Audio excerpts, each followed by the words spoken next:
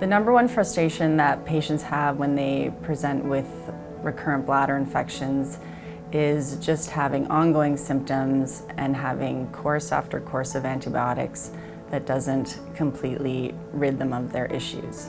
When patients come to my clinic, often they have been treated by their family physicians with numerous courses of antibiotics, which is usually the go-to treatment that primary practitioners will do for patients with these problems. Antibiotics have a lot of risks, particularly when we talk about bacterial resistance, which is a big issue in our medical community, as well as there are numerous side effects that are related to a lot of the antibiotics that we routinely use, primarily issues with liver or kidney disease, and even sometimes pulmonary issues can develop with long-term antibiotic use. Avoiding chronic antibiotic use is the primary thing that we're aiming for when we're treating these recurrent bladder infections.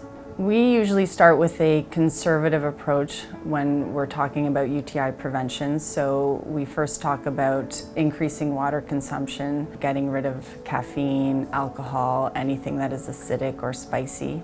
And I now in the last year have been routinely recommending the use of Utiva.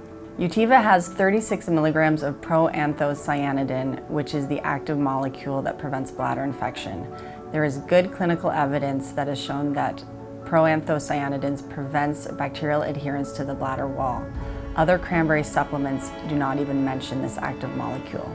So I've had numerous patients over the last year have very positive results after chronic use of the Utiva. But in particular, I can recall a patient that I just saw this week who had been having bladder infections every 2-3 weeks, had been on and off antibiotics for over 3 years, and had been on chronic antibiotics for over 12 months. And when I saw her last fall, we started the Utiva as well as the vaginal estrogen because she's postmenopausal. When I saw her this week, she had actually had no bladder infections in the last 8 months, which was a big breakthrough for her, and she noted that she thought it was primarily because of the Utiva.